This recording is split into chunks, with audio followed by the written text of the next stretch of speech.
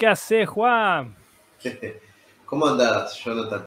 ¿Todo bien? Al fin, chabón, pudimos concretar un horario para un encuentro. Sí, la verdad que sí. Hace mucho Ahora que falta, veníamos falta el café planificando. nomás ahora. Sí, falta el café, exactamente. Mirá Falta vos. el café. Che, ¿laburaste hoy? No, vos sabés que no laburé. Me dieron franco porque, viste que nosotros venimos bastante recargados con el tema de los servicios, por el tema de todo lo que está pasando en nuestro país, y vos sabés que eso complica bastante las cosas, entonces estamos haciendo servicios días de franco. Por ejemplo, yo trabajo 24, o sea, 24 horas por 48 de franco, ¿no?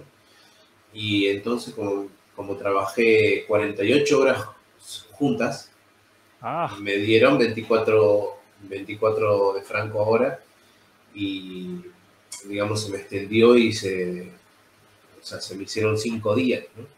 Así que aproveché claro, para leer, para estudiar, claro, para claro, claro. planificar. Bueno, mirá qué bueno. Che, Sí, bueno, la charla de hoy le voy a poner el luteranismo, la experiencia de fe y la palabra de Dios. ¿Qué te dale. parece? Sí, sí, me ¿Cómo lo ves parece. vos? No, no, no, muy Así que bueno, muy bueno, bueno.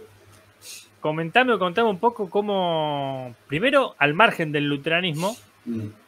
cómo conociste al Señor, qué hace de tu vida, qué edad tenés. eh, y bueno, Eh, eso nos va a darle la puerta, digamos, ujú. para entrar al tema.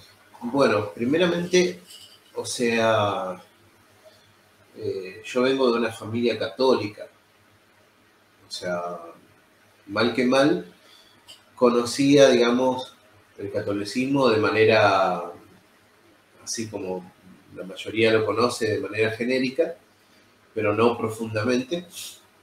Eh, y tuve una experiencia bastante religiosa ahí, ¿viste? Pero después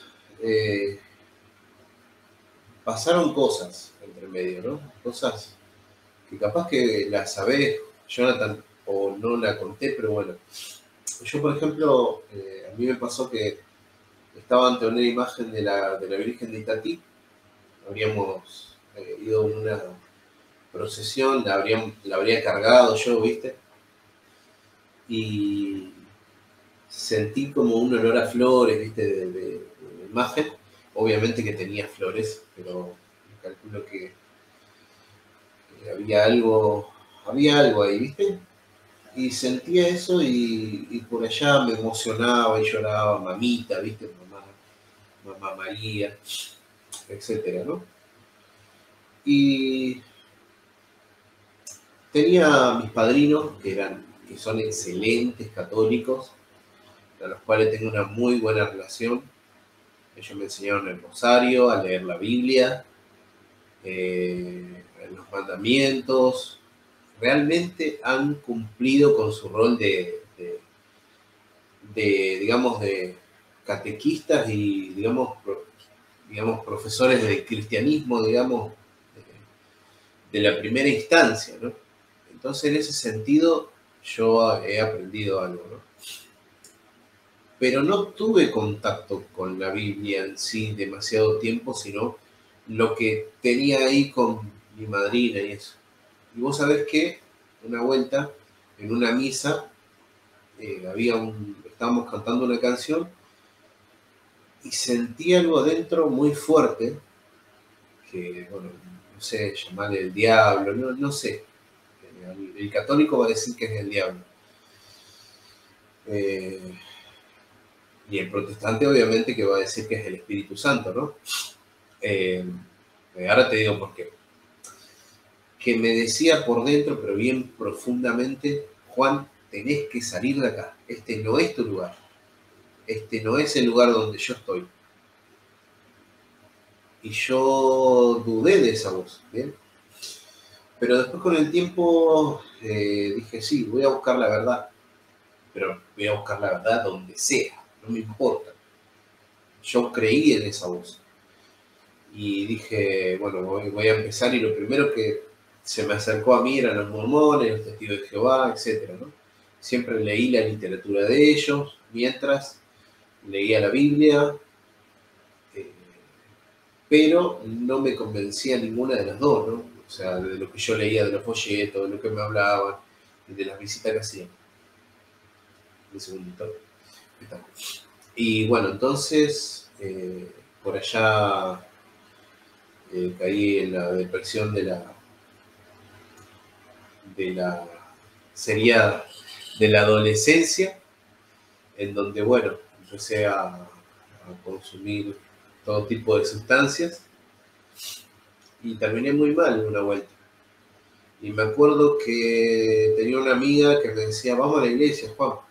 Y ahí caía una iglesia bautista, pero esa iglesia bautista estaba en transición a hacerse renovada, o lo que se llama bautista carismática, ¿viste? El Centro Cristiano Mateu, porque yo nací ahí en Mateu, ¿viste? Y bueno, y después con el tiempo, bueno, yo me fui de ahí, o sea, me casé, bueno, después con esa persona me divorcié, todo lo que vos quieras, yo lo puedo contar después, o si querés sacarlo, lo sacás. Bueno, bueno, me divorcié y... Como con libertad, con libertad. Sí, me divorcié y bueno, no, pero sí, vivía en San Miguel con esa mujer, tuve hijos. Al mudarme por el tema del ejército, porque me anoté en el ejército, tuve 8 años, tuve que mudarme a San Miguel. El pastor me había recomendado 2 iglesias en particular. Una era la iglesia Caudal de Vida de San Miguel, del apóstol Genovar, y después tenía una cerca de mi casa que no le hice caso y fui a esa, que se llama Puerta del Cielo, Iglesia Puerta del Cielo, algo así. O Cielos Abiertos, creo que era algo así. Que tiene su ramificación en Capital. Bueno, no me acuerdo ahora el nombre del pastor.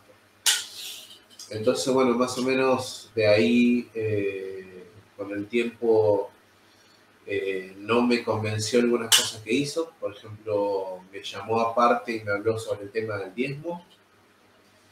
Me dijo que yo estaba diezmando muy poco. Me sacó la cuenta, sabía lo que cobraba un militar del ejército, y también le sacó la cuenta a mi mujer y a los dos, y dice, ustedes tendrán que haber diezmado tanto todos los meses, y están haciéndolo menos, o sea, están diezmando menos. No. Y después de ahí, bueno, me fui a Caudal de Vida. En Caudal de Vida tuve... En Era San una Miguel lejos, Caudal de Vida. ¿Vos dónde Sí. estás ahora? No, en Berazategui, pero yo vivía ahí en San Miguel. Ah, vos vivías en San Miguel. Sí, estaba con el apóstol Genovar. Nunca hablé con el apóstol Genovar, nunca tuve nada. Era una mega iglesia. Sí tenía líderes, células, etcétera, pastores. Y vos sabés que en una de esas, La en conozco, una de Senda las de Vida. Senda de Vida. Caudal de Vida, mirá.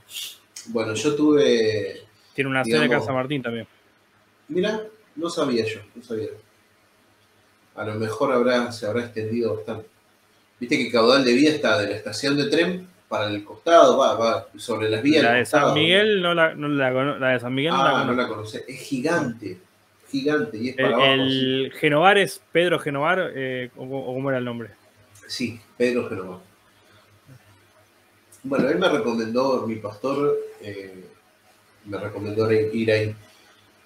Jonathan, para mí, lo que decía mi pastor, o sea, Rubén Cobo, era palabra santa. Te voy a explicar por qué. Si yo tendría que ver el modelo de pastor, obviamente que es Jesucristo, pero humanamente, o sea, para mí es el primer pastor que tuve. ¿Sabes por qué? Porque, primero, el chabón sigue teniendo la misma casa, el mismo auto Renault 9 todo podrido, que se le cae a destartalada. Y vos no sabés el trabajo pastoral que ha hecho.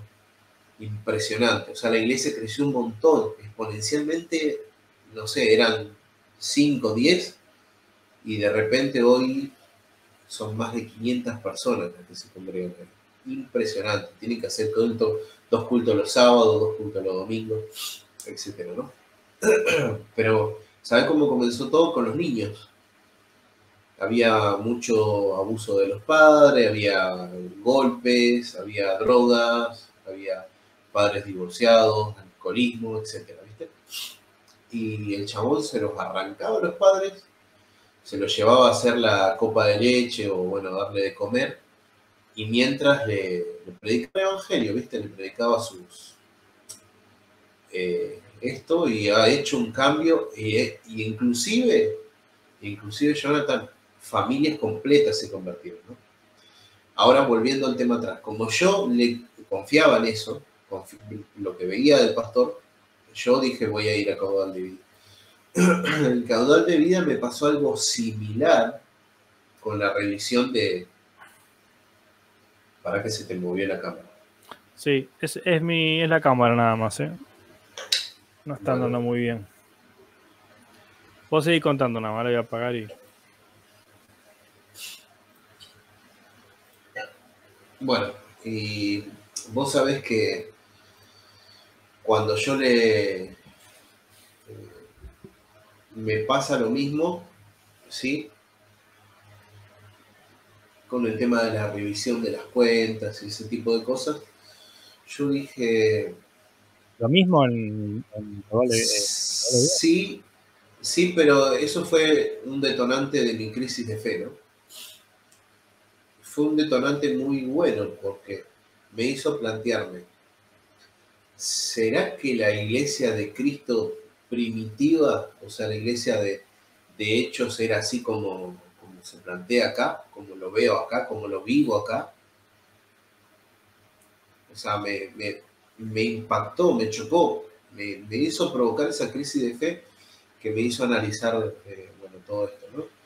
Y vos sabés que ahí es donde yo agarro y leyendo Hechos solamente, dije, no, me voy a buscar otra iglesia. Y me topo con la iglesia pentecostal Filadelfia, que quedaba en aquel tiempo, ahora creo que cambió, o sigue estando en el mismo lugar, pero se agrandó. Ahí ¿Filadelfia son unitarios? No, son trinitarios. Ahí cerca de la estación General Lemos. El pastor predica en las calles, ¿cómo se llama? En la plaza de San Miguel. Y yo también hacía lo mismo, empecé a participar en eso, en el evangelismo. Y vos sabés que llegó el punto de que, bueno, el pastor me dice, Juan, estaría bueno que empieces a trabajar, y como que había una regla en particular para trabajar, que era la de utilizar traje. Muy gracioso. Pero bueno, yo me compré 3 trajes de los mejores que veía ahí, me empecé a empilchar y empecé a laburar, y por allá me profetizó el pastor que yo iba a ser pastor de jóvenes, no sé qué. Bueno, la cuestión es que, ¿qué pasa? Una de las cuestiones que él decía era porque yo no hablaba en lenguas, ¿viste? Y empezó el tema del cuestionamiento. Juan, ¿pero buscaste el don? ¿Buscaste el don? Sí, lo busqué. Ayuné, hice todo lo que tenía que hacer, estuve mucho tiempo, digamos, viviendo místicamente como para obtener el don, pidiéndoselo a Dios, y nada pasaba, ¿viste? Entonces... Loco que muchas iglesias pentecostales lo ponen como un fruto de...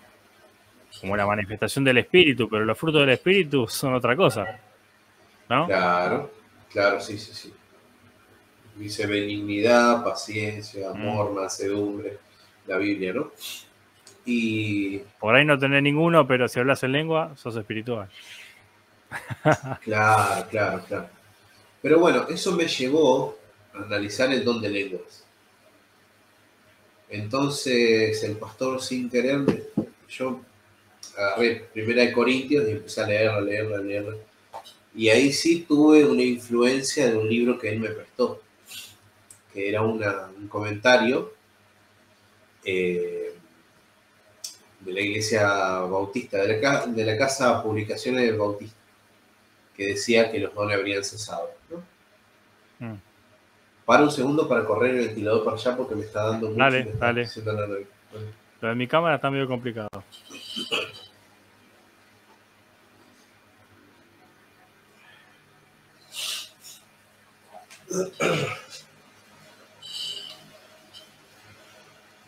Bueno, ese fue una influencia bastante compleja para mí, pero también me dio temor, ¿viste? Me dio temor de no equivocarme, ¿viste? Porque yo decía, ¿a dónde voy ahora? Porque estaba inseguro, totalmente inseguro, ¿no? Y bueno, me voy a analizar así, justo me topo con la BBN, la radio BBN, y en ese tiempo todavía MacArthur estaba sonando en la radio, ¿no? De BBN. La BBN. Bible Broadcasting Networking, que viste que hay de los hermanos libres y a su vez también La BBN los sí, uff. están en Sí que miles de países. Refundita, ¿no? Yo ya la conocía, pero porque la conocía ya cuando vivía en Mateo. Yo buscaba radios cristianas en la radio, en el Walkman. Y no te pasan música actual, te pasan todos unos himnos. no, sí, himnos. Todo himnos. Muy lindos, de hecho. Y bueno, vos sabés que después de ahí, ¿me escuchás, no? Yo te escucho. Estoy tratando de arreglar esto. Bueno, vos sabés que después de ahí me pasó que, bueno, digo, me voy a conectar con Grace to You para ver a dónde me pueden recomendar.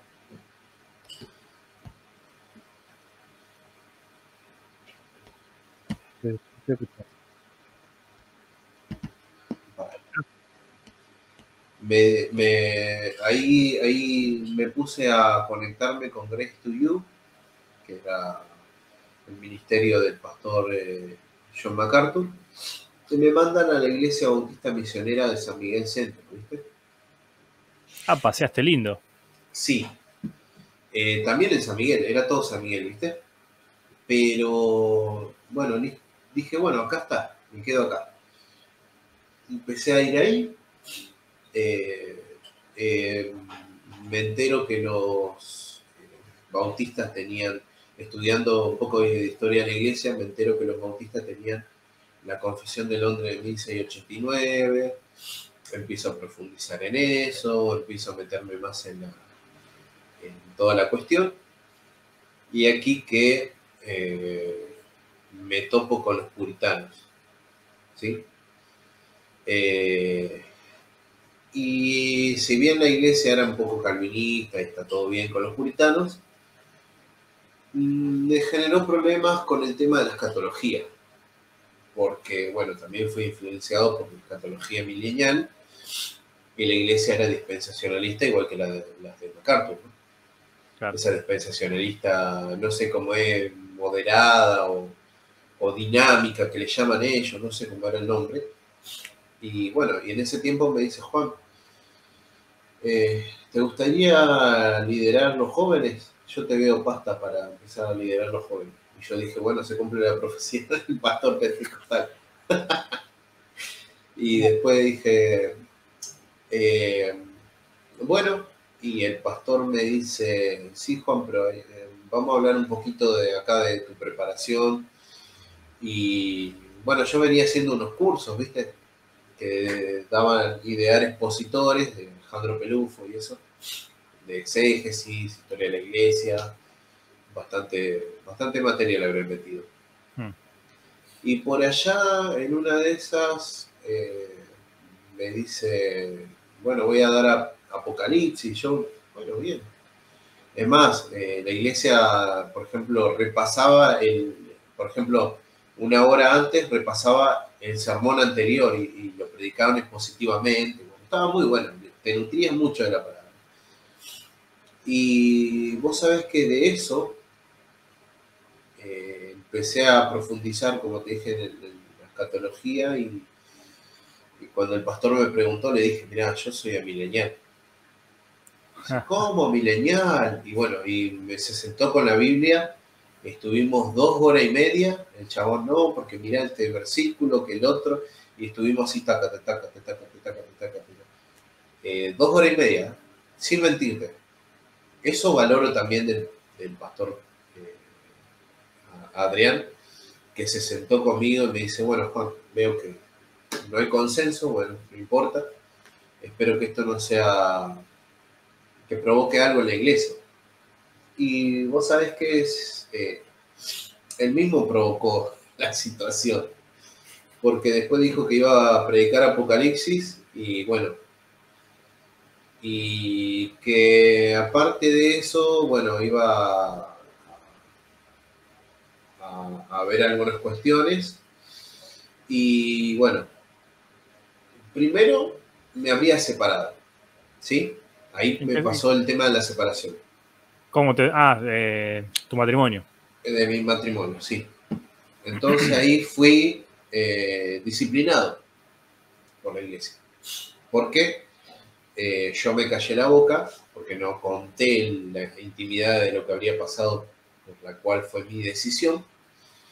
Entonces hice mal, ¿no? Hice mal porque me equivoqué y ahí fui muy juzgado. Hoy en día vos preguntás por mí y para ellos soy el diablo, ¿viste? O no sé. Es más, se inventaron historias de mí que no fueron así. Y bueno, sufrí mucho. Sufrí el escarnio de amigos nuestros en común, que tenemos Jonathan, que no es la persona que vos pensás, que vive en donde, por acá cerca de mi casa, no. Es una que está un poco más alejada. No voy a dar nombre. Pero Ok. bueno. Pero esa persona me recriminó fuertemente que me tenía que arrepentir. Perdí todos mis amigos de la iglesia, todos, absolutamente todos.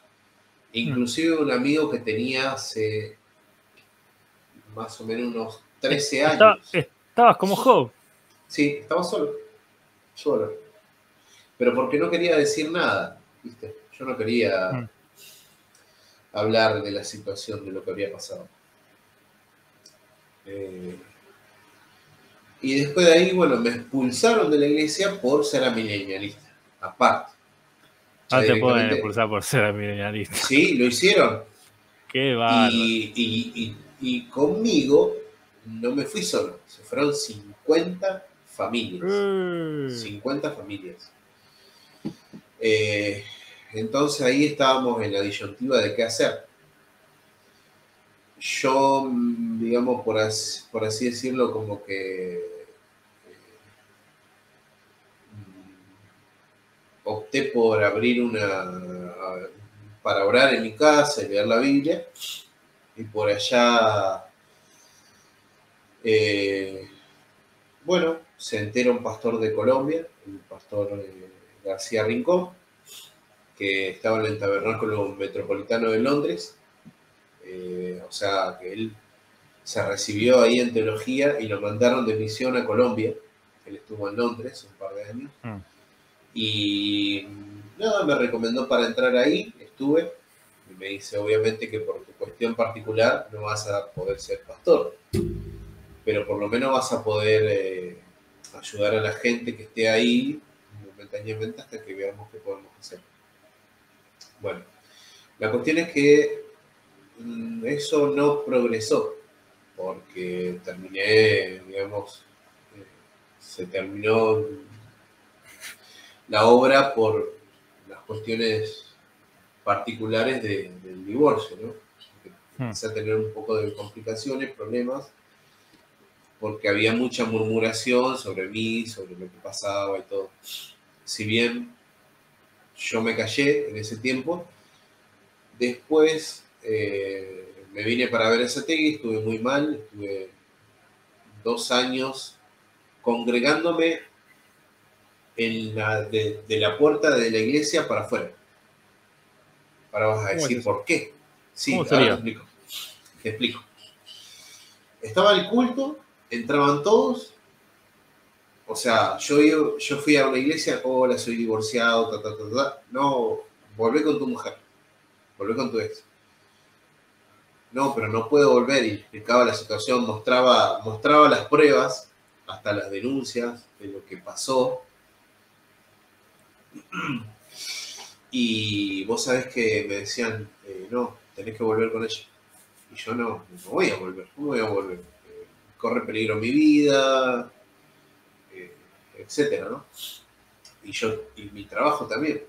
Entonces yo decidí eh, congregarme como podía, ¿no? Afuera, de la puerta para afuera. Y prácticamente para todas las iglesias pentecostales que, o sea, estaban cerca de mi casa, yo era el endemoniado del barrio que se congregaba fuera de la iglesia, ¿viste? Porque no me dejaban entrar tampoco. O sea, no, así era. Entonces, no tenía amigos, no tenía conocidos. Estaba en ese momento también, mi familia me habría crucificado prácticamente. Estaba solo, totalmente solo. O sea, no tenía nadie. Bueno, hasta que conocí a la que hoy es mi mujer, con la cual tengo 2 hijos, y digamos, recompuse mi vida en particular, y bueno, me ¿Tenías volví a hijos recibir. antes de separarte? Sí, tenía 2. Mira, Tengo 2. claro, tenés. O sea, tengo 4 en total. Tenés 4 en total. Bueno, sigo. Hasta que en una de esas me cansé de que hablen eso, de que soy el endemoniado del barrio, me fui a otra, que justamente era la iglesia reformada, que era bautista, y yo dije, me vuelvo a meter en el mismo lugar. Mm. Pero bueno, esta era más comprensivo el pastor. El pastor prácticamente me buscó de que yo me congregaba afuera de la iglesia, y un día se quedó y salió antes del culto y me dice, Juan, me dice, vení, pibe, vení. Sí, le digo. Y le conté toda la historia, porque me congregaba afuera. O sea, Y me vos ibas y dice, te quedabas en la puerta. sí, pero del lado de Ah, afuera, del del lado de lado de afuera afuera de la puerta. escuchando. Sí, hasta que le conté y me dice, no, ¿cómo puede ser? No, Juan, que esto, que lo otro. Encima vos querés rehacer tu vida, estás rehaciendo tu vida, te felicito, está muy bien, porque no vas a andar aguantándote el pecado y hacer cualquier cosa, no sé, no sé, recurrir a una prostituta, lo que sea, para satisfacer tus necesidades sexuales. No, dice, no, yo prefiero que estés en pareja, o que, no sé, vivas atado a la masturbación Mm, o a la pornografía, andá y ponete en pareja. claro. Bueno, me puse en pareja, y como el pastor conocía parte de la historia, conocía de la obra, conocía también de la recomendación que le había dado este pastor García Rincón, de lo que yo venía estudiando en el Tabernáculo Metropolitano de Londres, eh, me puso a predicar de vez en cuando, o sea, algunos domingos predicaba, ¿viste? Primero me puso a dar clases de algunas cosas, de las confesiones de fe bautista, de Westminster, ¿viste? Al ver eso, me dijo, bueno, Juan, este domingo predica. No, pero ¿cómo voy a predicar, Juan? Te estoy dando, o sea, tenés el don. No te estoy diciendo que vos sos pastor, pero andá y predicá. Yo te doy la autorización, me dice el pastor. Bueno, y empecé a predicar así asiduamente, y eso, cuando empecé ¿cómo se llama? A predicar expositivamente, sobre todo Primera de Corintios, que era lo que habría leído. Lo primero que me impactó fue el tema de la Eucaristía. Y leyendo, ¿no?, el texto y profundizando en el griego y buscándole la vuelta, tratando de verle el lado de lo simbólico, yo dije, esto no puede ser simbólico, che. Y me fui a todos los textos de la institución, estudiando uno por uno, y este proceso, tanto de eso como del bautismo, ya lo venía viendo antes de cosas. Después de hacerme milenial, ya no veía el tema del bautismo como lo veían los bautistas. Ya tenía otra perspectiva el bautismo del infante, ¿no? Entonces, todo eso, todo ese transcurso, digamos que fueron como 5 o 6 años, fueron de profundización y tremendas crisis en donde yo no sabía ni qué era todavía, ¿viste?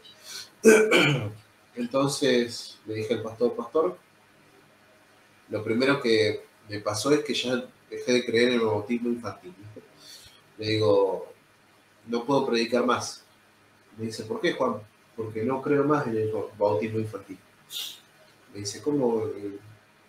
A ver qué pasó. Le expliqué, le mostré los textos, le hablé más o menos de lo que yo veía, la postura que tenía, y me dice, bueno, Juan, si vos querés predicar, podés seguir haciéndolo.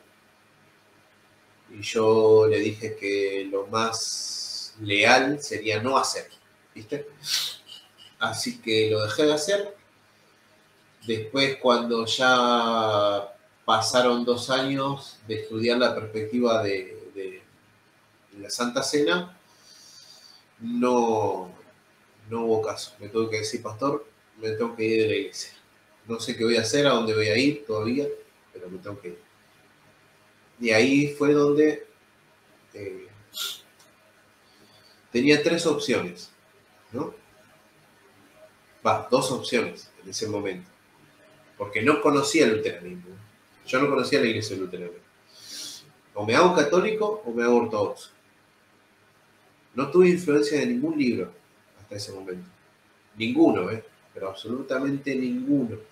No es que ¿No? cosa. ¿Los ortodoxos también son literalistas respecto a la Eucaristía? Sí. Sí. Salvo que ellos la explicación de la transustanciación, hay algunos que la tienen y otros que dicen que es un misterio, porque ellos no manejan las fórmulas aristotélicas de Santo Tomás de Aquino ni nada de eso. Ellos se basan en otra cosa. Para aclarar nomás, que seguro que ahora Ajá. después lo vas a explicar bien, una distinción del luteranismo es que es muy similar al catolicismo en cuanto a el bautismo, en cuanto a la Eucaristía, similar, no igual. Ajá. Y en eso es diferente a las iglesias evangélicas, pentecostales, donde es todo más simbólico, digamos. Sí. Y vos sabés, Jonathan, que no sabía qué hacer. Hasta que de repente se me ocurrió decir, bueno, si la reforma empezó con Lutero, vamos a revisar a Lutero antes de tomar un paso equivocado o que me vaya a otro lado, ¿no? Cosa que muchos que se van al catolicismo, yo creo que no hacen eso, ¿no? No dicen, vamos a ver la reforma de sus inicios. Entonces decidí leer a Lutero. Y por allá me doy cuenta que Lutero creía en la presencia real de Cristo en la Eucaristía, como yo lo estaba creyendo, y también creía en el bautismo regeneracional como yo lo estaba creyendo. Entonces yo dije, ahí es el lugar, este es el lugar. Pero tenía miedo de ir a una iglesia luterana porque, viste que están las iglesias liberales que casan gay, que... Yo soy conservador, en ese sentido, ¿no? Ahora, si vos me decís, leamos a Barth, leamos a Kuhlman, vamos a leerlo. Yo soy abierto en esa cuestión teológica, ¿sí? En la cuestión teológica soy abierto. Ahora, lo que no podía concebir era eso, ¿no? De que sé, haya casamientos gay o ese tipo de cosas que me iban a provocar, me iban a chocar en mi conservadurismo. Entonces, tenía ese Hay temor. iglesias luteranas Sí, progresistas y hay iglesias luteranas conservadoras. claro, sí, sí, exactamente. De hecho, está dividido en dos el luteranismo debido a esto, ¿no? La Federación Luterana Mundial y el Concilio Internacional Luterano. Yo pertenezco al Concilio Internacional Luterano, que es lo más conservador y que tiene la gran cantidad de luteranos, digamos, el más grande, es el concilio más grande, ¿no? Y bueno, La única diferencia que hay entre las dos es este tema del progresismo. no, y después la suscripción al libro de Concordia, que es el libro de las confesiones, que hizo ¿Ellos no están también. suscriptos o...? No, ahora te explico. Dale. El- la suscripción al libro de Concordia es muy particular, que para algunos evangélicos o algunos, por ejemplo, no sé, reformados, es muy complejo, ¿no? Porque para ¿Qué es el nosotros libro de Concordia primero? el libro de Concordia es un libro que hay, eh, que son las confesiones de fe que la Iglesia Luterana ha dirimido, digamos, en un concilio, reuniéndose sobre diversas cuestiones teológicas. No ¿En las qué año trata todas. aproximadamente? Esto fue desde 1530 a 1580 que fue publicado. O Todos sea, esos casi años. con la Reforma. Claro, en 1530 se presentó la Confesión de Habsburgo, pero anterior a eso se habría escrito el Catecismo Menor y Catecismo Mayor en 1529, que también forman parte del libro de Concordia. Ahora, ¿qué es lo que contiene? Perdóname, el Contiene, Catecismo de sí, Concordia lo escribe en una asamblea, digamos, de obispos luteranos. ¿Cómo no, sería? eso lo escribe Lutero. Ah, Lutero el no. libro de Concordia es de Lutero.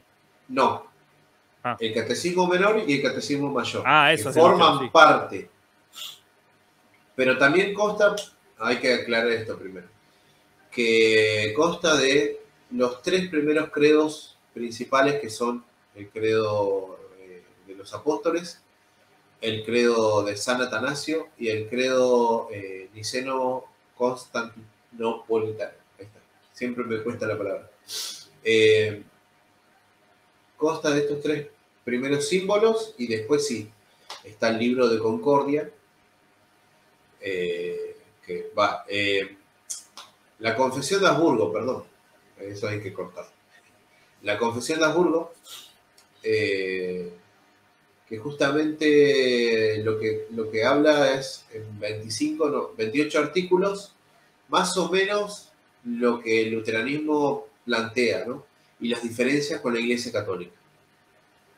Que vos fíjate que en esa época todavía no, la Iglesia Católica no habría definido el canon, no habría definido la justificación por la fe, o cómo se daba la justificación. No estaba, no estaba.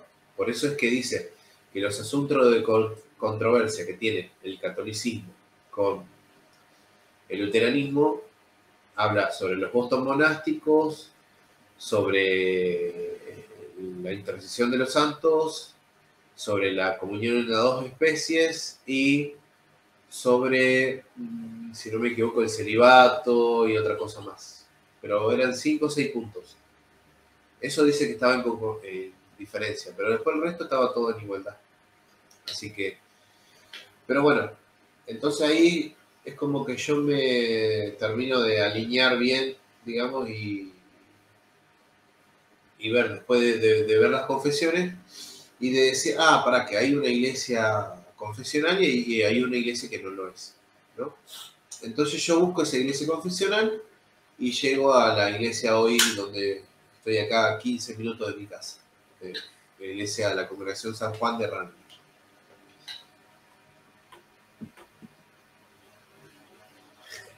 Todo un baile, ¿no? Y entonces, No, bueno, y ahí llegué, ahí aterricé y hoy estoy acá. Ah, bueno, esa ya es la iglesia luterana. Pero Sí, eh, ahondame un poquito más en esto de la historia, eso del libro de Concordia y el catecismo mayor, el catecismo menor. bueno, mirá. Lutero escribe el catecismo menor y el catecismo mayor. El catecismo mayor es para los pastores y teólogos. Y el Hmm, catecismo menor es para los legos, para la gente de a pie. Bueno, según lo que plantea Lutero, cuando él fue visitador de iglesia encontró la deficiencia en que las personas no conocían ni el credo de los apóstoles, ni siquiera el Padre Nuestro, ni tampoco conocían los mandamientos, etcétera, ¿no? Todo lo que compone el libro de el libro, todo lo que compone el catecismo menor, justamente eso no, la gente no lo conocía, ¿no? hmm, Y entonces dice él, para ser cristiano uno debe conocer estas cosas, ¿no? claro. Entonces, tiene un propósito, ¿no? El catecismo. Fíjate que es el lex orandi, lex vivendi y lex creendi. Tiene ese formato que significa eh, lo que oramos, lo que creemos y lo que confesamos. O lo Hmm, que creemos, lo que creemos, lo que oramos y lo que vivimos. Eso dice el catecismo, ¿no? Y obviamente que el primer catecismo, como había mucho analfabeto, también era en láminas y con dibujos, ¿no? mirá, Explicado así. como en la iglesia primitiva. Claro, exactamente. Y bueno, el libro de Concordia en general, como te habría dicho, que no lo terminé de decir, a diferencia de otras denominaciones cristianas que tienen confesiones, para nosotros es la correcta interpretación de las escrituras. Es decir, lo que está ahí es incambiable, pero no abarca todo. O sea, por ¿Es ejemplo, inspirado? ¿Es inspirado? no. Dice que es ¿No? la correcta interpretación de las escrituras. Es decir, que fue asistido por el Espíritu Santo el concilio que dictaminó estas o dirimió estas cuestiones, ¿no? Como ¿Y eso no es la inspiración? Eh, mira, nosotros no definimos en el tema de eh, infabilidad o no infabilidad. No existe Hmm. para nosotros eso. Existe, Infalibilidad. claro, exactamente, esa es la palabra. Sí. Perdón. Eh, Sino que está la interpretación correcta e incorrecta, nada más. Eso es lo que hay para nosotros. Y bueno, y entonces en ese sentido, La escritura sí es infalible, digamos. ¿cómo? La escritura sí es infalible Claro, sí, en el exactamente. luteranismo. Exactamente, sí. Bueno, como también como en Pero las iglesias evangélicas también. sí, pero hay, por ejemplo, con el tema de la inerrancia, Sí. hay ciertos grados. Ah, mira. No todas por ahí las iglesias más escandinavas o ese tipo de cosas tienen otro tipo de cuestión con el tema de la inerrancia, ¿no? Dicen la inerrancia en cuestión de fe, en cuestión de práctica. Pero no te dice, por ejemplo, la Biblia si te tenés que dejar la barba o no, si te tenés que tatuar o no. Práctica en el sentido de matrimonial, como Sí, sí, pareja, los como aspectos morales los, generales. los aspectos morales generales. ¿Sí? En ese sentido, hablan de la inerrancia. No en el sentido de, por ejemplo, de lo histórico, de que justamente... Claro, Y lo yo voy, científico, claro, la exactamente, creación, sí. Y yo puede voy, tener errores en ese sentido, digamos. claro, y yo voy para ese lado, ¿sí? Eh, Sinceramente acá en Latinoamérica no acostumbran mucho a eso, Hmm. pero Hermann Sasse, que era un luterano confesional que es recontra mil renombrado dentro del el luteranismo confesional y el vecino de Missouri no era en ese sentido como lo plantean los demás, ¿viste? En ese sentido de la inerrancia. Así que yo me pongo en la misma postura que él. Me gusta esa postura. Me parece más adecuada que la inerrancia total, que la Biblia no contiene errores, porque no es tan así. ¿No? Pero con esto no estoy queriendo decir que la Biblia no. ¿Y Lutero qué No. decía sobre eso? Yo tengo un libro que dice A la luz del Evangelio. No, ahí no se acompaña. Dale.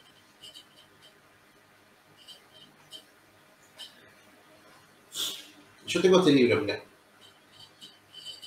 A la luz del Evangelio, Teología de Martín Lutero, de Wislorf. ¿Viste? Y él, hablando de la... Un segundo, ¿eh? ¿Es una biografía sobre Lutero? Sí, pero vos sabés que también lo que hace es tratar de ordenar también un poco de los...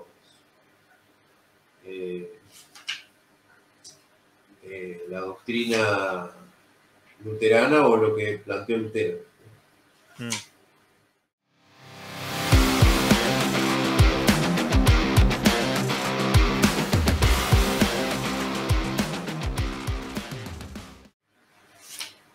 ¿Qué decía así de Acá está, mirá.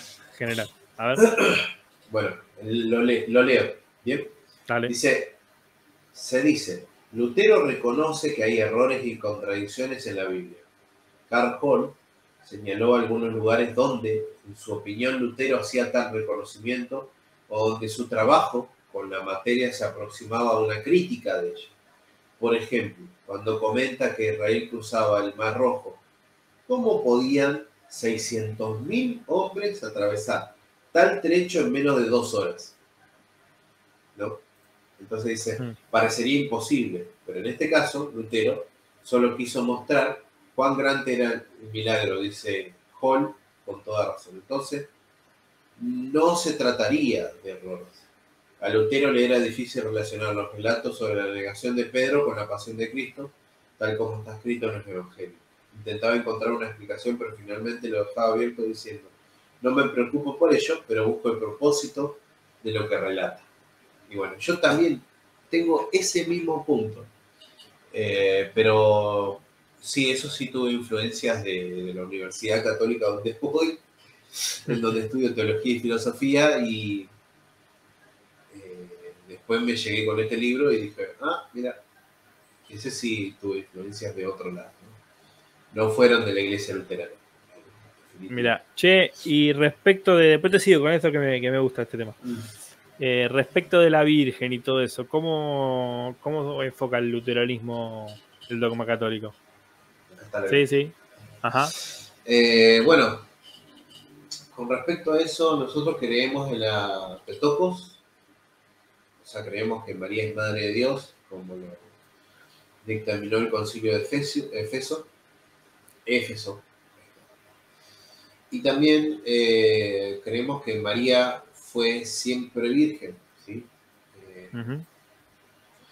Que no tuvo otros hijos. Sí, pero esto es más que nada una cuestión semántica de las escrituras con respecto al término Delfos y la utilización del mismo y en la situación que se da bíblicamente. Es muy largo para contarlo, digamos así nomás, pero para desarrollarlo más en otro momento, ¿no? Pero más o menos tiene que ver con eso, ¿no? Esa es una de los primeros cuestionamientos que se dan, ¿no? Por una cuestión semántica de las escrituras. Pero también la cuestión histórica, ¿no? De lo que se habla de la patrística, Jerónimo, Helvencio, etcétera, los miles de documentos patrísticos que hablan sobre el tema, pero es una práctica piadosa, ¿sí? ¿Se entiende? Que Lutero la planteó y lo escribió en el artículo de Macalda, quedó en el libro de Concordia, entonces como nosotros no adherimos, eso, mirá lo que me olvidé de decir anteriormente, ahora me acuerdo. A ver. Que como nosotros nos adherimos al libro de Concordia porque creemos que es la correcta interpretación de las escrituras, entonces encontramos ese asidero en las escrituras y en la historia para fundamentarnos que justamente está en lo correcto. De hecho, el libro de Concordia tiene mucha patrística, tiene Claro. frases de papas, frases de San Agustín, de Alejandro, de Gregorio Magno, etc. Hay muchos, de Juan Y Damasceno sí, también. si antes del 1500, antes de la Reforma, a no ser que haya citado algún ortodoxo, ¿a quién más iba a citar? Que no sean Sí, herejes. sí, no, sí. De hecho, citaban a Juan Damasceno, algunos padres Capadocio también. Sobre Mirá. todo, Lutero tenía mucha pasión con los padres Capadocios por el tema de la Eucaristía. De Mirá. ahí es que, por ejemplo, con el tema de Zwinglio, que el debate se basó primero en la cuestión filosófica. Mirá qué loco, ¿no? Primero arrancaron hablando de la cuestión filosófica, después de la cuestión histórica con respecto a los concilios, los padres Capadocios, etcétera, etcétera. Y después, por último, terminó con el tema de la escritura, ¿no? Y la interpretación de ese texto de Mira, Estanque nunca leí cómo fue el debate ese, la historia. Y sí. ¿Está documentado? Sí, está documentado. De hecho, hay dos cartas, ¿no? Está la de Lutero, que escribe a los demás, ¿no? Creo que al emperador, a uno de los emperadores, contándole lo que había pasado. Y hay otro que Zwinglio cuenta, ¿no? Y que nada, que Zwinglio cuenta como que Lutero fue muy malo con él, y todo ese tipo de cosas. Y Lutero cuenta la parte donde le dolió que le diga que, o sea, que seguía siendo sacerdote, pero que habría dejado colgada la sotana, ¿no? En la puerta, y bueno, y el otro le dijo que no era del mismo espíritu, que no eran hermanos, prácticamente lo condenó al infierno, ¿no? Bueno, chicaneada de típica discusión. Sí, y de hecho, cuando murió Zwinglio en el campo de batalla, vos sabés que lo primero que dijo Lutero, bien, se lo merecía. ¿Cuál es el destino para los herejes? Si no es ese, ¿no? Morir de mala manera. ¿Sí, no? Claro. Así que Bueno, terrible. pero Lutero era un poco despectivo con algunas cosas, digamos.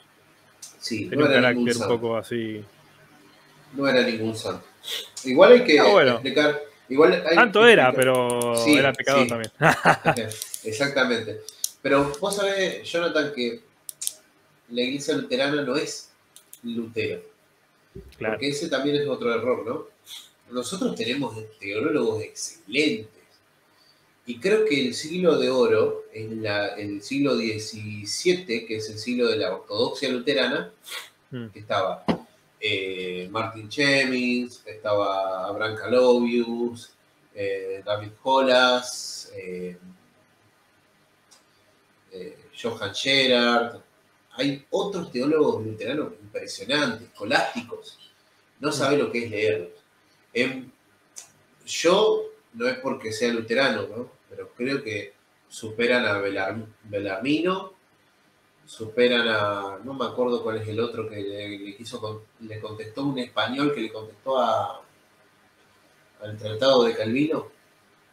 Bueno, a ese le pasó el trapo, que no me acuerdo cómo era. Sí, Bellarmino creo que era. Porque Berengario era No lo conozco yo. Bellarmino, sí, Bellarmino. Y le pasó el trapo a ese, le pasó el trapo. Y es más, dato para la gente y para vos también. A ver. La creación de lo que es la patrología y la patrística nace del luteranismo. ¿En qué sentido? Sí, porque, o sea, ¿La distinción o...? El estudio de la patrología, ¿no? El primero en nombrar patrología y patrística fue Johann Gerard. Ah, él hizo la distinción, digamos. Sí, Y de Claro, porque ahí la el patrística, luteranismo, la patrística es el estudio de las doctrinas en los padres, ponele, y la patrología es el estudio de los padres en sí, claro, de su pero vida, la sería más, historia. claro, los padres apostólicos y así sucesivamente, ¿no? Los padres de la iglesia, que es diferente, ¿no? Sí, Los apostólicos son los más cercanos sí, sí. que estudiaron con un apóstol y bueno, así, ¿no? Todo ese estudio, toda esa división que hizo impresionante y digamos,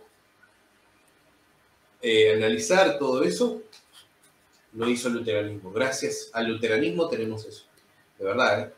Claro, mira. Bueno, lo que Después, pasa es que es casi la primera. Bueno, Lutero, que es el reformado por excelencia, digamos, ¿no? Pero después le siguieron a él varios reformadores, pero como que la gran apertura respecto a la Iglesia Católica la hace Lutero. sí. Eh, pero vos ¿Cómo? sabés que eso le sirvió a los católicos también, ¿eh? Sí, Porque, obvio. aparte de otras cosas también, el locus teológico, Sí. o los lugares comunes, los loci comunes, nace también de esto lo dice Rovira Belloso en su introducción a la teología de Bach del año 1996, anótenlo, justamente estoy estudiando ese libro para dar un final de la universidad, y justamente habla del locus, ¿viste? Sí. Del locus teológico, y también nombra a Melanchthon como el primer lugar, o sea, el primero que habla de lugares comunes teológicos.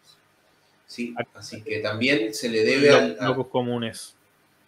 los lochis ¿Qué comunes sería? son Sí, lugares comunes sí, teológicos. sí. ¿Sí? En esto estamos hablando de la sistematización. Sí, perdón. En esto estamos hablando de la sistematización de la teología. O sea, la primera teología sistemática es el loci comunes Claro. de O sea, Melanchthon. es el punto de partida respecto a la Iglesia Católica en lo que se comparte doctrinalmente, Sí, que después dogmáticamente. también. No, pero ellos también hacen lo mismo. A partir de ahí nace lo que es la teología sistemática, Hmm. y ellos también se toman de Melanchthon para crear el loci comunes.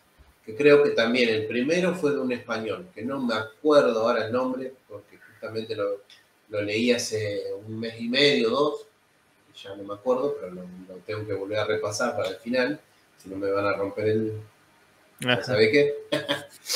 y, y bueno, entonces vos sabés que eso te pone contento. Para el que no lo vio, ahí le muestro el libro. Dale. Y ahora hablame, te quería preguntar también en el luteranismo, cómo se aborda el tema de la palabra de Dios y la Biblia y las escrituras. O sea, si la Biblia es la palabra de Dios, si la contiene, qué es la palabra de Dios respecto de la Biblia. Y todo ese tema que, bueno, bastante abordo en el podcast. Pero bueno, para saber cómo es en el luteranismo.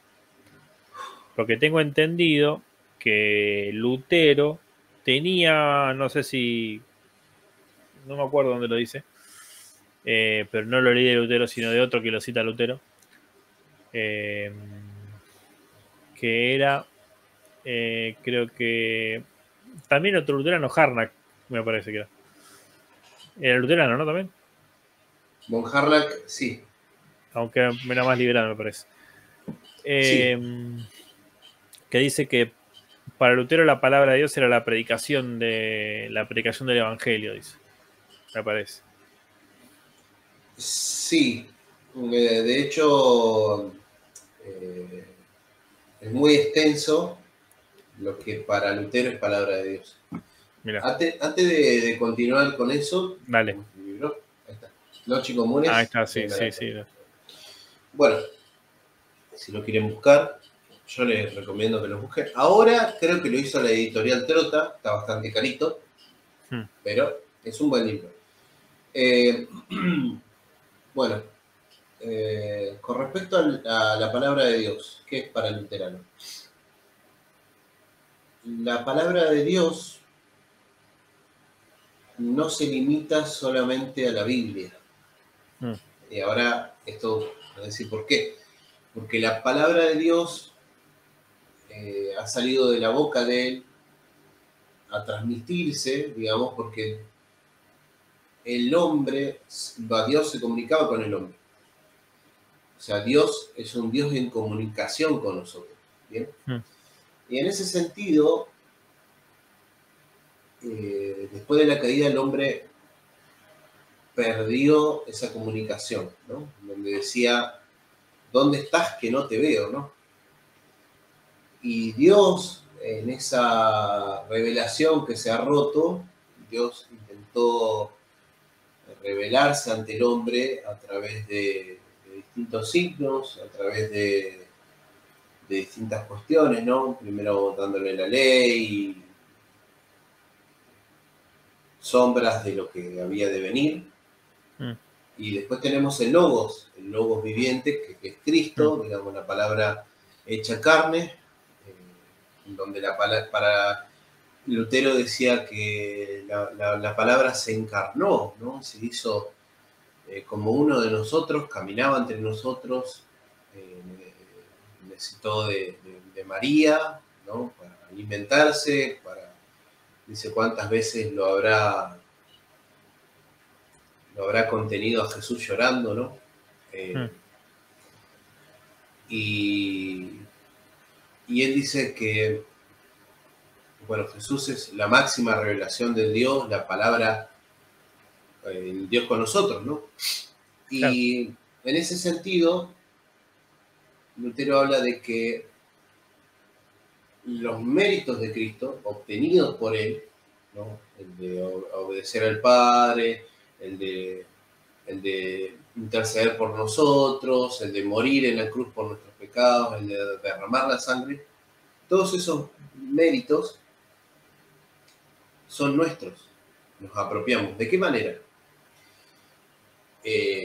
Como habría dicho, la palabra de Dios también se recrea en lo visible, ¿no? Por eso yo te explicaba el otro día, Jonathan, que por ejemplo, para nosotros una imagen de una cruz que representa a Cristo ahí, también es el Evangelio, ¿no? A través de ese aspecto de la imagen. Es un medio comunicativo. Es un medio comunicativo, sí. Y Cristo, al dejar dos sacramentos, ¿no? Que para nosotros es la Eucaristía y el tema de el bautismo y la confesión y la absolución privada, pero esa es otra cuestión, aparte. Otra parte, porque ya tiene el Evangelio, ya contiene el Evangelio porque vos confesás tus pecados y vos decís, a través de lo que Cristo hizo en la cruz, yo te perdono en nombre del Padre, Hijo y Espíritu Santo. Eso también es muy particular, ¿no? De que una iglesia que tenga confesión y absolución privada también es luteranismo, ¿no? Entonces, esto, digamos, visible, como se ha encarnado también, ¿no? La palabra de Dios, también se encarna a través de estos medios de gracia, ¿no? Bautismo y Santa Cena. ¿Por qué? Porque tienen algo, ¿no? Porque, por ejemplo, dice, somos sepultados en el bautismo y resucitados con Cristo. Dice 1 Pedro 3:21, el bautismo salva. Vemos otros versículos que habla, por ejemplo, lávate, bautízate y lávate de tus pecados, etc., ¿no? Entonces, tenemos una manera literalista, por así decirlo, de leer las escrituras. Y eso también nos diferencia de otras. De leer, digamos, a esos pasajes. No, en general. Pero, por ejemplo, vamos a hablar de Génesis, ¿no? Claro, por eso te decía. Hay toda una realidad detrás de Génesis, ¿no? La realidad de lo profundo de lo cosmológico no quita esas verdades, ¿sí? Y nosotros, sin embargo, a pesar de ser literalista, lo que nosotros hacemos es, ¿de qué género es este libro? ¿De qué se está hablando? ¿No?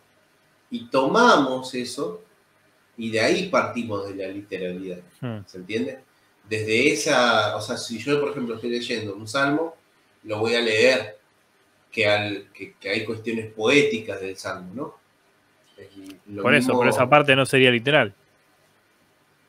claro, exactamente. Entonces, no, digamos que sí es literal, pero al género que se está identificando el texto. Por Esa es ejemplo, no sé, suponete que te digo, mirá, Job no es una historia real, ¿no? Suponete, ¿no? Ujú. Es una Sí, novela, ¿está bien? sí. Como una especie de película, digamos, como cuando Ujú. vas al cine y miras una película y te transmite una sensación, una imagen, una idea, un mensaje. Sí. En este caso, el libro de Job es un mensaje es un mensaje muy profundo, ¿no? Ujú. De la restauración del justo, del sufrimiento del justo, del aprendizaje y del conocimiento de Dios del justo, etcétera, ¿no? Eh, y en ese sentido, es literal que el justo, la idea es literal. O sea, la idea es Claro. verdad, no literal, es verdad.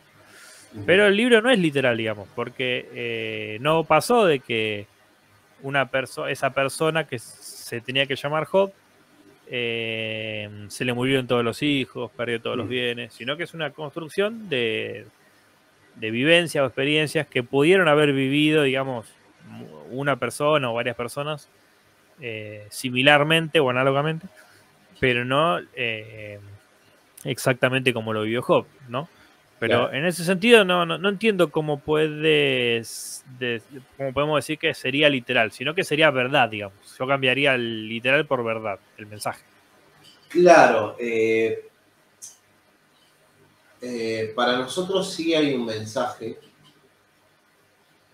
Claro, hay un mensaje que es verdadero ahí, que es verdadero, que es de sí, parte de Dios. exactamente. Y en Pero eso nos por eso centramos. digo, no sería literal el libro en este caso, por el género que tiene, que es la poética, Claro, no lo interpretarías literal. claro. Lo mismo pasa con Apocalipsis. Es Claro. un género apocalíptico. Ok, Sin embargo, yo puedo extraer cosas de ahí, de entender, por ejemplo, de decir, por más que se hable del fin del mundo, se hable del apocalipsis, sí, sí. hay otra realidad trascendente de que se ve claramente una liturgia para nosotros. En el Apocalipsis, ¿Sí? mirá qué interesante, ¿cómo sería? Eh, porque ves un inicio, una introducción, se ven Está bien, ya te los sellos entendí. que se abren, se ve todo un movimiento, los 24 ancianos que se paran, que dicen Santo Santo, todos gritan Santo Santo, que Claro. el incienso y las oraciones de los santos van hacia el altar, y el cordero, aquel cordero que estaba, y así, ¿no? Hasta llegar al banquete, ¿no? A las bodas del cordero.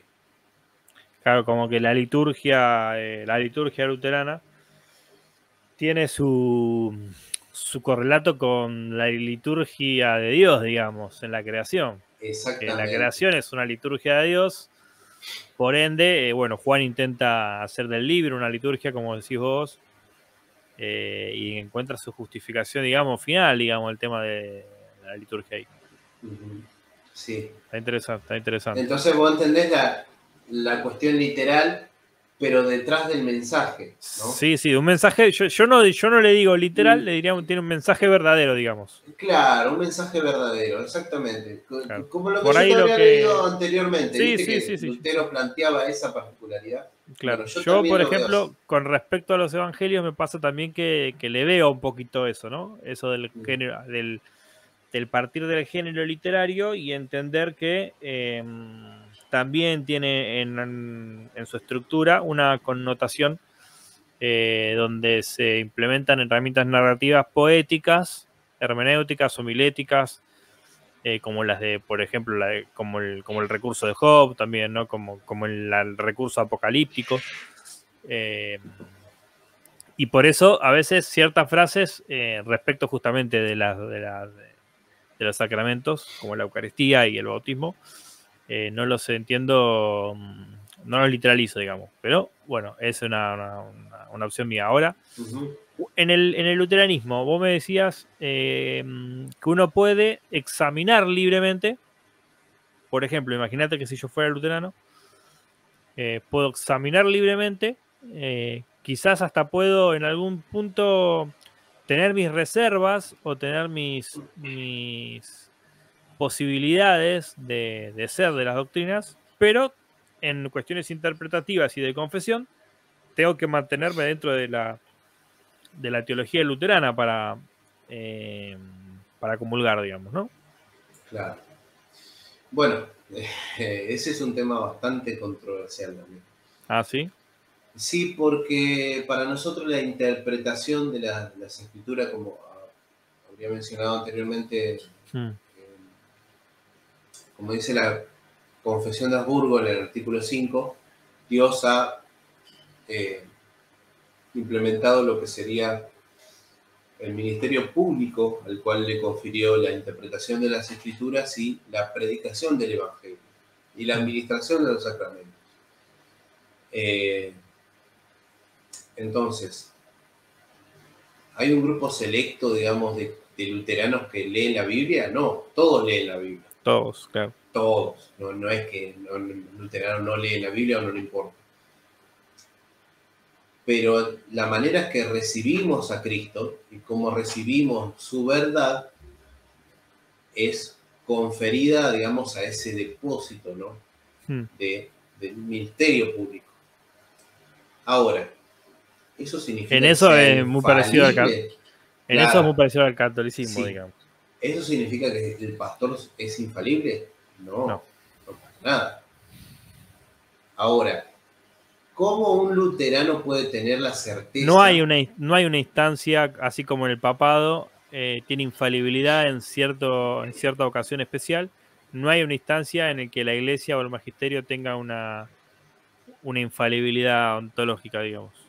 Tampoco. No, pero sí hay una asistencia del Espíritu Santo en donde nosotros creemos que cuando el pastor habla, como Sí. esto es muy particular del luteranismo, ¿no? Para nosotros el pastor actúa en persona de Cristo. Es decir, cuando el pastor está predicando el Evangelio, para nosotros es Cristo mismo predicando el Evangelio. Cuando el pastor te bautiza y te dice, yo te bautizo en el nombre del Padre, Hijo y Espíritu Santo, creemos que Cristo mismo nos está bautizando, ¿no? Y cuando dice, esto es mi cuerpo, nosotros creemos que Cristo mismo está dando y partiendo el pan, y dándonos su sangre, ¿no? A través del vino. Así que eso es muy particular. Pero ahora volviendo al tema de esto de la interpretación, el luterano tiene ese libre examen, ¿no? Para ver, ¿no? Porque Lutero decía, ¿no? Ahora hasta un campesino puede leer las escrituras y saber más que el Papa. Es decir, nosotros, como el sacerdocio de todos los creyentes, claro, y como lo tenemos también por medio del bautismo, podemos corregir a ese ministerio público cuando el ministerio público falla. ¿Sí? Y aparte somos sacerdotes de nuestro hogar. Entonces, cuando nosotros también predicamos en nuestra casa, lo predicamos en la persona de Cristo, en persona de Cristo. ¿Sí? Ahora, si yo me voy y me corro de las confesiones y predico cualquier cosa, o si yo me voy de lo que dice la Escritura, o de los credos, o etcétera, etcétera, entonces descarrilé el tren, me fui para el otro lado. Entonces ahí, yo, por ejemplo, que voy a ser pastor, más adelante, si Dios quiere, si todo va bien, viene alguien y me dice, hermano... se va a cumplir la profecía. Sí, ¿no? No, pero era pastor de jóvenes. Claro, pastor de jóvenes. Si me dice, hermano, predicaste mal. Vos dijiste que Cristo era engendrado.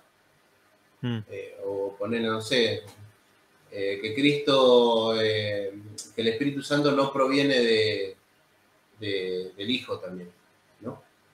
El tema de la cláusula filioque, ¿no? Y yo, no, y yo no me quiero arrepentir y digo, no, pero está bien lo que yo dije, y pasa a otro transcurso ya, que es, digamos, como un obispo que hay regional, en donde juntamente con otros pastores de ese mismo círculo regional, analizan lo que dijo el pastor, ¿no? Los dichos del pastor con los dichos de esta persona y analizan con otros testigos.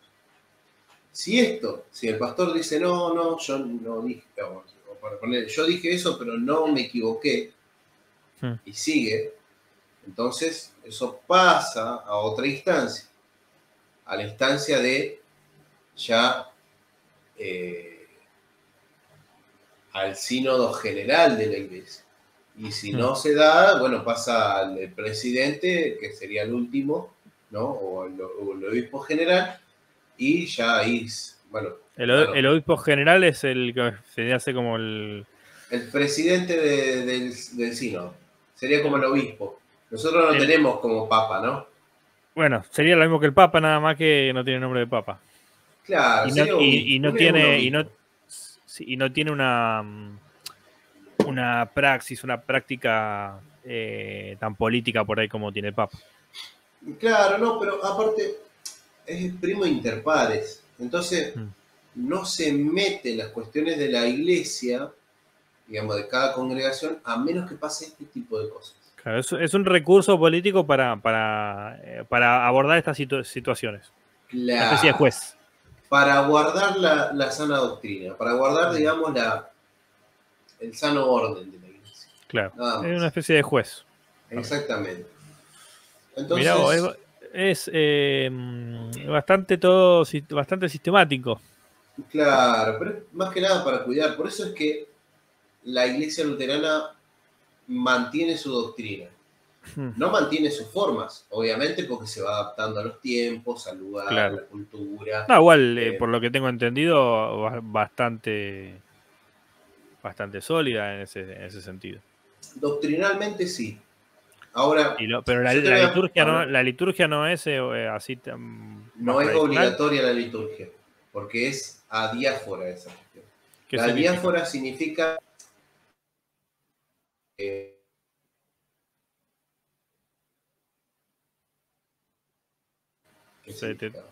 ¿Para qué? Se te trabó. Para que me... Sí.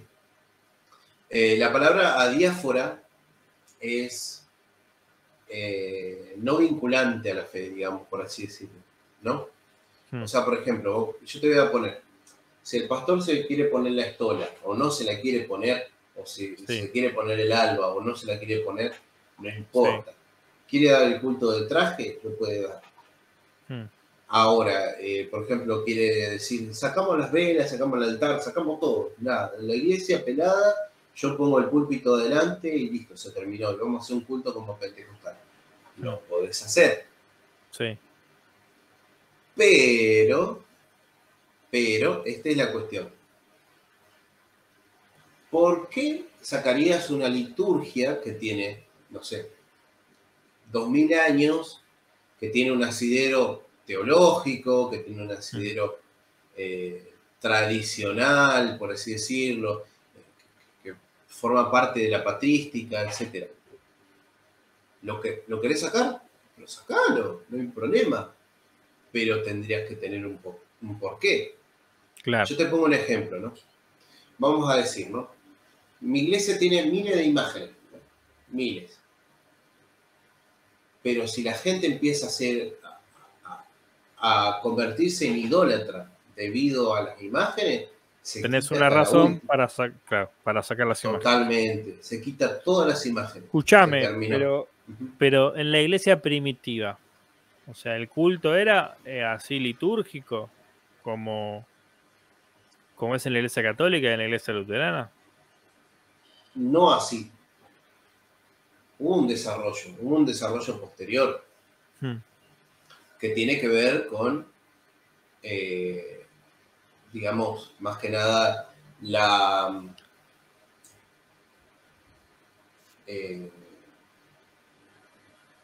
me sale la palabra.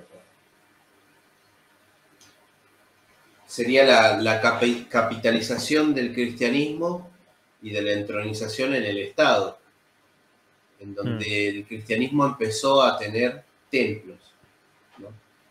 Ahí es donde el cristianismo cambió, en donde cambió la imagen estética, donde empezaron a agregarse cuestiones litúrgicas más actuales, las que tenemos ahora en la Iglesia Luterana, Claro, la Iglesia Católica. eso ya después del siglo III. Claro, es una cuestión de desarrollo. Las imágenes no tanto, ¿eh? Las imágenes sí. Claro, Se pero ¿por qué encontraron... conservar, escuchá, por qué conservar o adherir a una liturgia del siglo III cuando digamos que eso es sería contingente, es la palabra, porque tuviste 300 años de otro tipo, digamos, de culto o de liturgia, por así decirlo. Porque luego, digamos, por así decirlo, se conservó y los luteranos en consenso quisieron seguir así. Claro, De pero hecho, por tienen la ejemplo, libertad de volver a una reunión más libre, digamos. sí, totalmente, Claro. totalmente. Hay pastores en donde una vez mi pastor dijo, ¿puedo hacer el culto sin sotana, sin nada, solamente con camisa y pantalón de vestir? Sí, genio, hacelo. ¿Qué problema hay? ¿En serio? ¿Seguro? ¿No se van a enojar? ¿No lo van a tomar? No, hacelo. Y tuvimos un culto así. Mirá. He visto pastores en Yela que se han vestido de traje una vez. A ver, no me quita el sueño, pero yo sí soy muy tradicionalista de la liturgia, porque para mí hay muchos símbolos, muchos. Claro. Desde que entras a la iglesia, que está el nártex, que hay distintas partes, de la ubicación de la pila bautismal, la forma de la pila bautismal, todo nos habla del Evangelio de Cristo, ¿no? La pila bautismal en el medio, justamente en la entrada a la iglesia, que enfrente la cruz, que el Evangelio se lee en el centro de la iglesia, ahí cerca de la pila bautismal.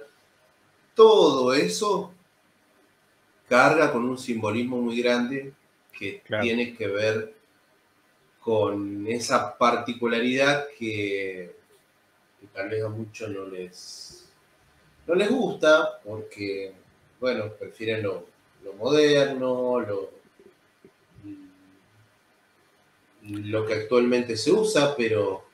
Como que el modernismo y la sociedad occidental perdió esta vinculación con lo simbólico. Claro. Lo que pasa es que lo simbólico ya es... apela a lo mitológico también, apela a lo trascendente. Entonces la sociedad de hoy es más escéptica, más agnóstica, diría más atea en algún sentido. Entonces Sí. es como que tiene relegado el tema de la liturgia, lo simbólico. Sí. De hecho, por ejemplo, como... te cuento algo. Decime. Hace poco hice una reacción a un video de la iglesia del pastor William Whedon, que creo que era la iglesia San Pablo de Illinois, algo así, en donde estaba el nártex, que es la parte, digamos, donde abrís la puerta de la iglesia y está la parte ahí como anterior a entrar a la iglesia. O sea, es como una preentrada. O sea, vos entras a la puerta y después de ahí hay otra adelante. Y eso se llama nártex. Y los vitrales no estaban claros de un lado. Vos veías que era la Trinidad, pero no se veía bien. No entendías qué era, ¿no? Ahora, cuando abrís la puerta de la iglesia, entendés lo que es la Trinidad. ¿Te das cuenta el mensaje que da eso? Está Vos bueno. lo podés sacar si vos querés. Claro. Pero, ¿por qué sacar algo que, por ejemplo, te da ese tipo de mensaje? Claro. O, por ejemplo, el tema de... Yo Sí, te sí, cuento. es como decirte, che, ¿por qué no sacamos tercera de Juan de la Biblia? Claro, ¿Por qué lo vamos a exactamente. sacar si es de bendición? Si te Y transmite sí, la palabra de Dios. y sí, exactamente. Eh, Y agregar cosas. agregar cosas. Hay iglesias que, por ejemplo, tienen el proyector. Hay Ah, gente, hay iglesias que, por ejemplo, las canciones de la iglesia ya no son tan himnos pacatos, bien cerrados, sino que hmm. son más movidos. eh, no sé. No, Escuchame, hablando de agregar, el tema del canon para Lutero y el para el tema. luteranismo. Bueno, mira, se Y con critica esto mucho. después le damos una vuelta de rosca para cerrar ya porque ya está medio tarde. Sí, ¿no? Bueno, con el tema del canon. Bueno, Lutero, cuando planteó el tema del canon, vos fijate que había listas. O Mm, sea, no estaba el canon definido. Y estaba el tema de los Oulogomena y Antilogomena. Así es, ¿no? mm. La palabra. Sí, No, no la conozco. corregime. No, Bueno, no la conozco. los Oulogomena Sí. son los que la iglesia consideraba como canónicos del Nuevo Testamento, ¿no? Y los antilegomenas eran los que no consideraba canónicos. Hmm. Esa es una muy buena respuesta, por ejemplo, para el tema de Santiago, ¿no? Cuando Santiago dice, ¿por qué tercera de Juan? No sé, es Ah, palabra de Santiago Dios. Alarcón. Sí, sí, sí. Incluso también para la carta de Santiago, ¿no? Cuando Lutero dice que era una epístola de paja. Yo hace poco Claro. escribí, no, el año pasado escribí, un artículo sobre eso, que lo escribió un católico, explicando por qué Lutero habría dicho que era una carta de paja.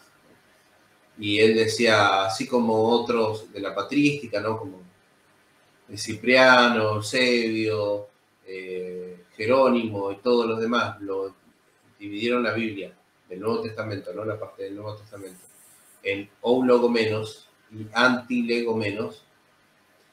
Lutero también hizo lo mismo.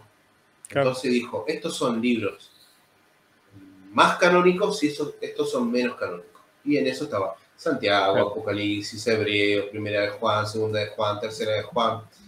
Eh, pero bueno, Creo que F. Ferus lo llama canon externo y canon interno. ¿Puede ser? perfecto. Sí, algo así sería. Exactamente. Mira. Y, Entonces, y entonces, ¿y está disponible la opción de considerar hoy otro libro como inspirado? No, no, en ese sentido ya no. Ya no. estaría cerrado, digamos, el canon.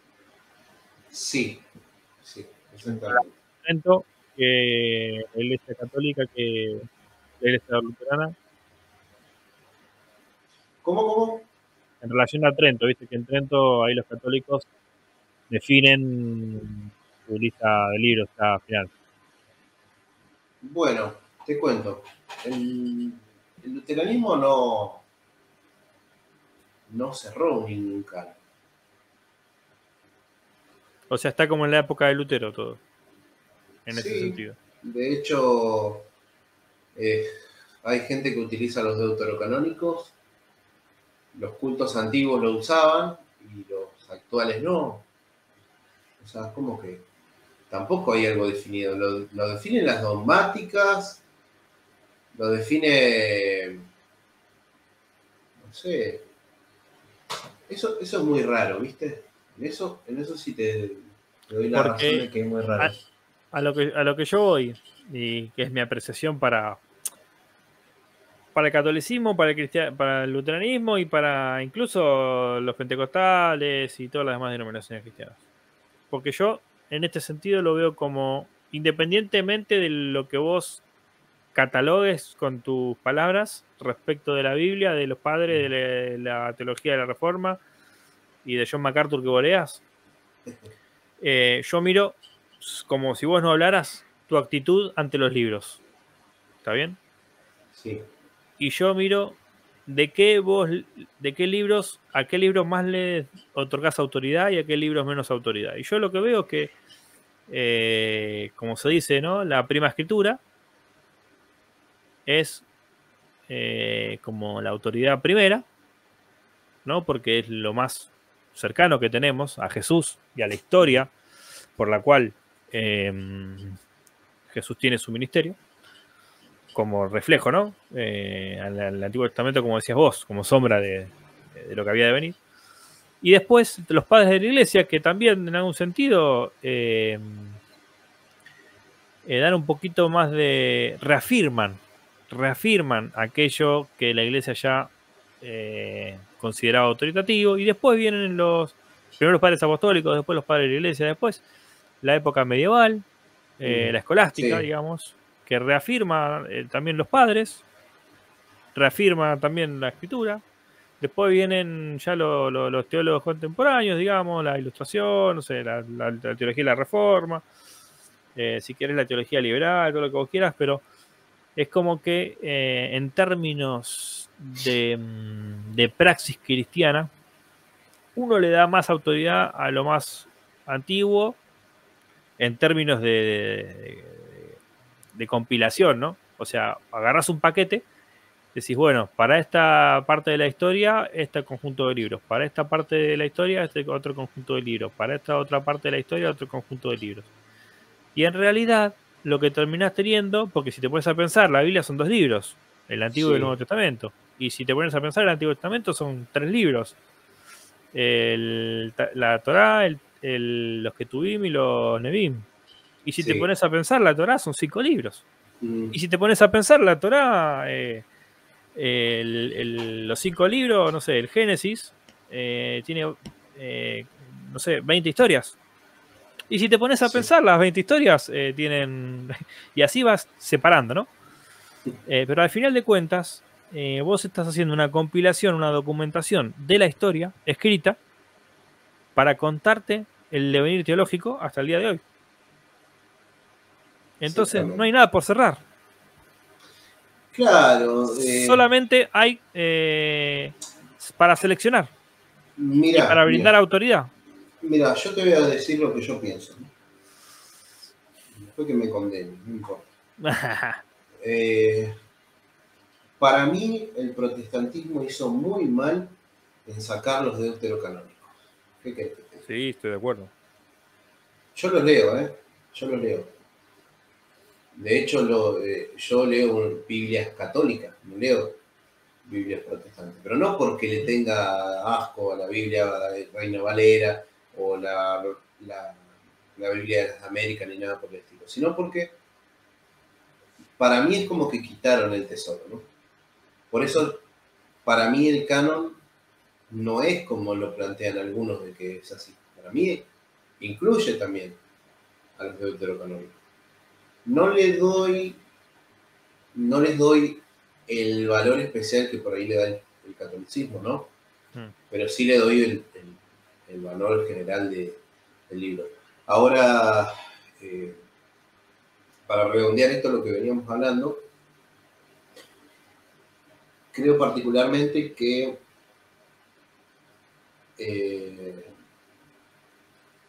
el problema que nos hacemos con respecto a la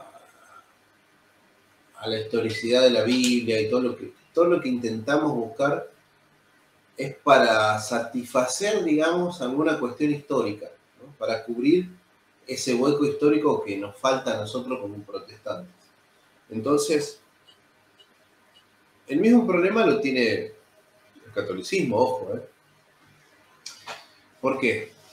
Porque prácticamente la historicidad de la iglesia, si vos ves, también tenés un canon mucho más amplio en la iglesia ortodoxa, en los monofisitas de Etiopía y eso, tenés un canon creo que tiene 80 libros, ¿entendés? Entonces, ¿qué le encontraron ellos a ciertos libros que nosotros, de este lado, no lo encontramos? Sería una buena pregunta, que nos podríamos hacer todos, ¿no? En general. Y creo que eso es un tema para seguir debatiendo, para seguir analizándolo, porque también, a ver, como protestantes, yo no veo que se hizo un concilio para cerrar el canon. No lo veo, yo, por lo menos yo, ¿no? Jonathan, capaz que otro. Fue una decisión arbitraria de un grupo que fue la Sociedad Bíblica Inglesa, que sacó los deuterocanónicos, que más o menos acomodó, estos son los libros. Si bien hay confesiones de fe, de Westminster y demás cuestiones que nombra una serie de libros, no hubo una, digamos, vamos a juntarnos todos, che, a ver qué libros sí, qué libros no. Así que eso sería algo pendiente, ¿no? Creo que para todos. Bueno, ahora te voy a decir, si querés dar unas palabras finales. Antes te voy a decir algo que me gustó de la charla y que me interesa y que es mi búsqueda también, ¿no? Me gustó cuando me dijiste que en el luteranismo se ve a Jesús en el obispo o en el pastor que parte el pan. Me gusta cuando decís, veo a Jesús en el que me bautiza o en el que bautiza a alguien. Obviamente también vas a ver a Jesús en alguien que le lleva una bolsa de comida a un necesitado. Por supuesto que sí. Pero me interesa mucho esa teología porque es la teología de Jesús, de cuando dice, cuando fuiste a visitar a alguien a la cárcel, a mí me viniste a ver. Cuando le llevaste un vaso de agua a alguien que lo necesitaba, a mí me lo llevaste. Y también dice, cuando se juntan 2 o 3, en mi nombre, allí estoy yo también, en medio de ellos, ¿no? Entonces la presencia en el luteranismo, la presencia de Jesús es algo místico, algo real, como te gusta decir a vos, pero en términos lingüísticos es la herramienta que hay para relacionarnos, digamos, con esa realidad de Dios, ¿no? Yo, obviamente, desde mi teología un poco más simbólica y quizás más neortodoxa, lo voy a ver en términos lingüísticos como más simbólico, menos literal, pero no dejo de dejarme cautivar por la experiencia que te transmite el pensarlo así. De hecho, viste que se usa mucho esto en las movilizaciones de, no sé, si mataron a una chica que se llama Karina, todos somos Karina. ¿Viste? Sí. Todos somos Messi, todos somos, no sé, el nombre que vos quieras ensalzar, digamos, o defender. Y en ese sentido, toda la iglesia es Jesús, ¿no? Porque sí, es la que manifiesta su imagen, es su cuerpo. Y nada, es muy interesante eso en el luteranismo. Me gustaría indagarlo más. Quizás para la próxima podemos charlar un poquito más de eso. Y bueno, no sé. ¿Qué opinas vos? Sí, no, estaría bueno hacer otro más. Es más, yo ya te estoy invitando a mi programa para que vos cuentes tu experiencia de fe desde la neortodoxia. Yo te voy a indagar, te voy a hacer las preguntas también. Ojo que no es debate, no es nada del diablo. Está bien. Yo no te debatí. No, estuvo muy bueno. Estuvo muy bueno, me sentí cómodo. No te voy a decir que no, así que... sí, en el grupo te debato para pelearte nada más. Nada, para aprender. No. ¿Qué que te iba a decir? Bueno, esto es para cerrar, ¿no? Digamos, mi experiencia de fe, digamos, y espiritual en la iglesia es totalmente viva, ¿no? Cuando voy a la iglesia, si bien un pentecostal puede decir lo mismo, un bautista tal vez lo mismo, si bien En mi casa, leyendo la Biblia, me puedo encontrar con Dios, ¿no? Orando, escuchando un himno. Yo me voy a encontrar personalmente con Él ahí. Eso es lo que me atrapa. O sea, en el momento de la celebración del culto, de cuando escucho la palabra de Dios, cuando recibo la confesión y absolución, cuando recibo el cuerpo y la sangre de Cristo todos los domingos que voy, eh, está Cristo conmigo. O sea, me voy lleno de Cristo. Y toda la semana, obviamente, se va vaciando, ¿no? Se vacía la bolsa con mis pecados, con mis dolores. Pero sin embargo, a pesar de eso, cada domingo que voy con mi bolsita vacía, la voy llenando, ¿no? Cuando recibo el perdón, ni bien comienza, ¿no? El servicio divino. Cuando alabo a Dios, cuando respondo, ¿no? He aquí el Cordero de Dios que quita el pecado del mundo. Cuando recibo la Eucaristía, cuando digo, Cristo está acá con nosotros, ¿no? Cuando recibo su palabra, lo siento cercano a Cristo, ¿no? Y eso espiritualmente, a veces, capaz que para otro que no es tan carismático, sonará muy carismático, ¿no? Muy pentecostal. Y es tan real, para mí es tan real, o sea, Cristo forma parte de mí. O sea, yo cuando participo de la cena lo siento mío, está conmigo. Y cuando recuerdo mi bautismo, recuerdo que Cristo me dijo, y que Dios me dijo, sos mío, ¿no? El Espíritu Santo me dijo, sos mío, estás acá, nadie te va a arrebatar, ¿no? Nosotros oramos por ese don, ¿no?